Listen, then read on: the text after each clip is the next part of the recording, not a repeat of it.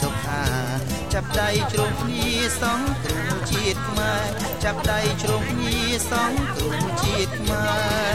រព្រះអាទិត្យរាំង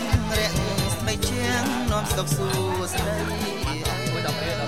សួរបងប្អូនទាំងអស់គ្នាខ្ញុំឈ្មោះកសលហើយមកពីស្រុកខ្មែរហើយថ្ងៃនេះបានមកដល់ទីក្រុង Victoria នៅចូលរួមកម្មវិធីនៅក្នុង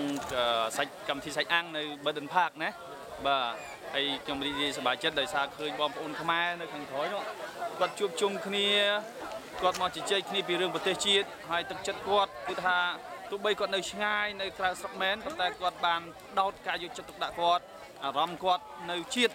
ធ្វើម៉េចឲ្យជាតិរបស់យើងនឹងគឺថាខ្មែរទាំងអស់គ្នាទាំងនៅក្រៅស្រុកនិងក្នុងស្រុកគិតគូរកសាងជាតិឲ្យជាតិយើងរីកចម្រើនហើយជាពិសេសទៀតខ្ញុំឃើញថាខ្មែរសហគមន៍ខ្មែរយើងនៅ Melbourne Victoria នេះក៏ដូចនៅប្រទេសផ្សេងៗទៀតក្នុងសកលលោកគឺមានឆន្ទៈមមុតគិតគូរដល់អនាគតប្រទេសជាតិហើយបានពំនាំការនឹកលឹកពីទីនេះទៅដល់បងប្អូននៅស្រុកខ្មែរថាបងប្អូននៅស្រុកខ្មែរខំតស៊ូកន្លងមកគឺថាបានដល់បាត់នេះហើយបងប្អូននៅខាងនេះក៏ខំតស៊ូតទៅទៀតទាំងអស់គ្នាដែរ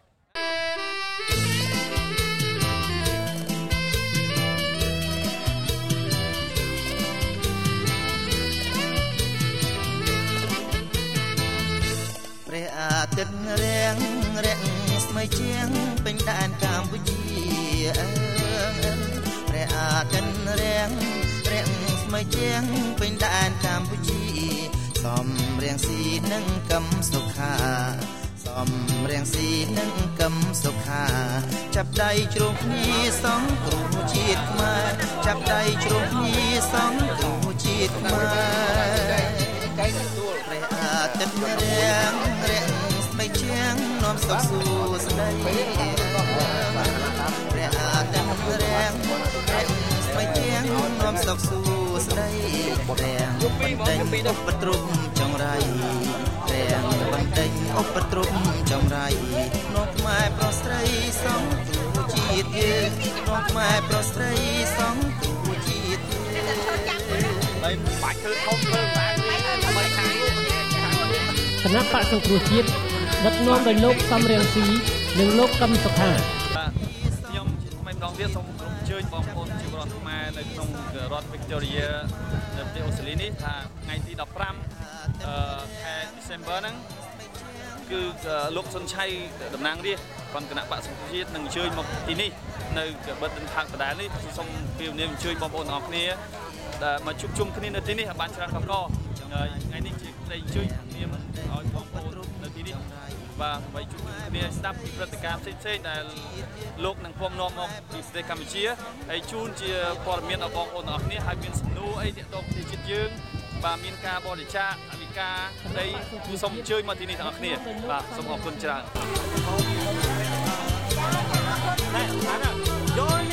យកបានគួយខ្ញុំចាប់ទេ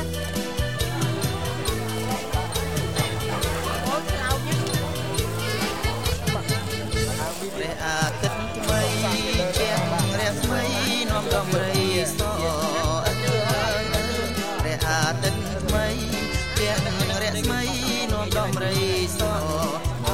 ទទួលកលបុត្រស្មោះសរទទួលកលបុត្រស្មោះសរសំរៀងស៊ីល្អនិយមរដ្ឋមន្ត្រីថ្មីសំរៀងស៊ីល្អនិយមរដ្ឋមន្ត្រីថ្មីអ្នកដឹកនាំចាងវងឆន្ទៈបាត់ទាំងសមត្ថភាពអ្នកដឹកនាំចាងវងឆន្ទៈបាត់ទាំងសមត្ថភាពគប់រលួយកាប់ពេកលុយជាតិគប់រលួយកាប់ពេកលុយជាតិមានល្បិញគ្រប់ស្នៀតលួចប្លន់ជាតិខ្មែរអន្តោប្រវេងខ្លួនចូលពេញដី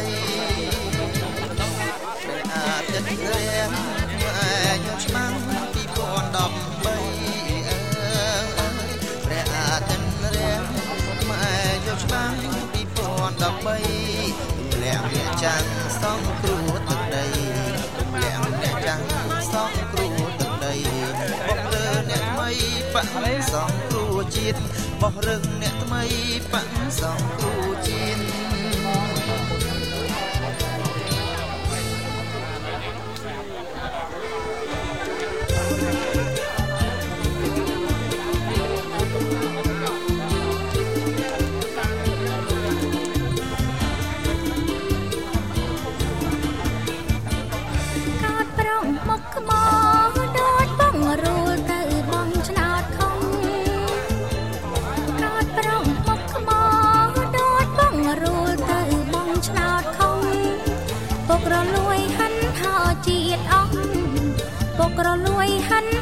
ជាតិអង្គអន្តោប្រវេយួនហោចោលពេញដី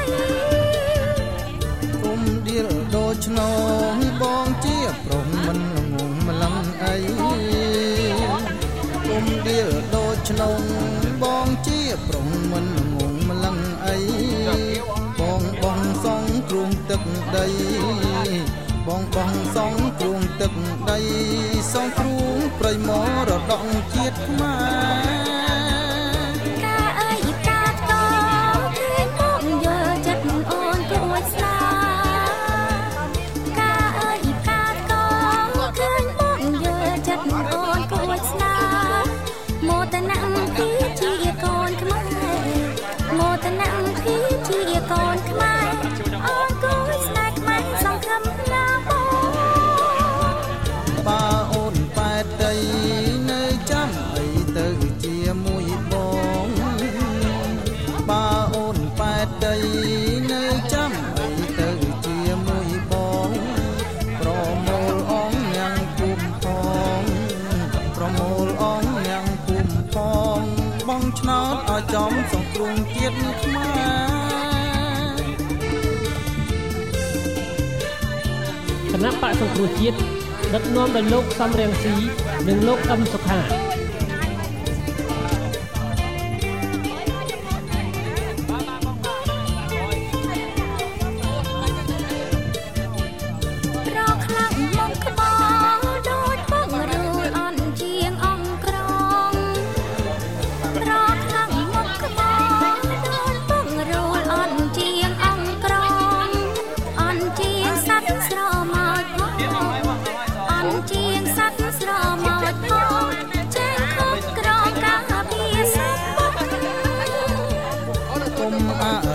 អី2013រៀងយល់ដូចបងគុំអាឌីលអី2013រៀងយល់ដូចបងរៀស្គាល់មុខមាត់អាយ៉ងរៀស្គាល់មុខមាត់អាយ៉ងចាស់ក្មេងបងឲ្យសងគ្រោះជាតិ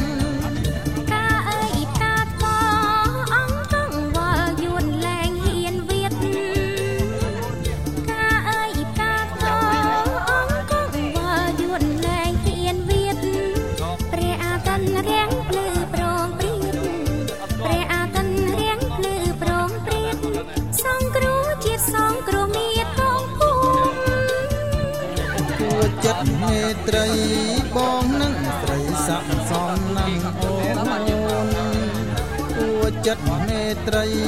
បងនឹងស្រីស័ក្តិសមណាស់អូនដូបដាច់ការពារសវណ្ណភូមិ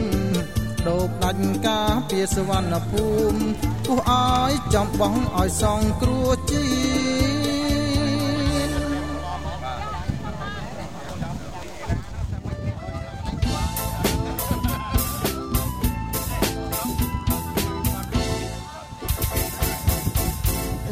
ដើរកាត់ព្រៃឡង់រំងបងអើយព្រៃកេធម្មជាតិអើយដើរកាត់ព្រៃឡង់ក្រមុំបងអើយព្រៃកេធម្មជាតិស្រឡាយអោស្រឡាយលោកជីក្រមុំបងអើយវាកម្មផ្ទិចទីអើយបងស្រដាងដែលបានរៀបចំទីបាប៊ីឃ្យូមួយដើម្បីធ្វើរកថវិកាសម្រាប់ជួយប្រជាពលរដ្ឋយើងដែលធ្វើបាតកម្មនៅថ្ងៃទី10ពីថ្ងៃខាងមុខនេះដូច្នេះខ្ញុំសូមក្នុងនាមខ្ញុំជាគណៈកម្មការគណៈបក្សសង្គ្រោះជាតិនៅរដ្ឋវីកតូរីយ៉ាយើងនេះខ្ញុំសូមអរគុណបងប្អូនដែលបានអញ្ជើញមកជួយចូលដល់កម្រៃសម្រាប់ទ្រទ្រង់ការខំប្រឹងប្រែងរបស់ប្រជាពលរដ្ឋនៅប្រទេសកម្ពុជាដូច្នេះក្នុងនាមគណៈកម្មការគណៈបក្សសង្គ្រោះជាតិនៅរដ្ឋនេះគឺយើងសូមថ្លែងអំណរគុណបងប្អូនម្ដងទៀតហើយម្យ៉ាងទៀតយើងមានព័ត៌មានពិសេសមួយគឺនៅអាទិត្យក្រោយថ្ងៃទី15ខែ12 ឆ្នាំ2013នេះគឺអាទិត្យក្រោយគឺលោកឯកឧត្តមសុនឆៃគាត់នឹងអញ្ជើញមកចូលរួមក្នុងពិធី barbecue ដូចថ្ងៃនេះដូច្នេះសូមជាការជួបដំណឹងសូមបងប្អូនទាំងអស់អញ្ជើញមកចូលរួមហើយនឹងចង់សួរបញ្ហាបច្ចុប្បន្នកាលនៃប្រទេសកម្ពុជាយើងគឺលោកឯកឧត្តមសុនឆៃគាត់អាចឆ្លើយសំណួរបងប្អូនបានដូច្នេះយើងខ្ញុំជាគណៈកម្មការក៏សូមអរគុណម្ដងទៀតដល់បងប្អូនហើយសង្ឃឹមថាបងប្អូននឹងចូលមកជួបជុំពិធី barbecue នេះឲ្យបានច្រើនកកកហើយសូមអរគុណហើយសូមជូនពរដល់បងប្អូនដែលបានប្រកបសេចក្តីសុខសេចក្តីចម្រើនរកស៊ីមានបានយូរយូរសូមអរគុណបាទ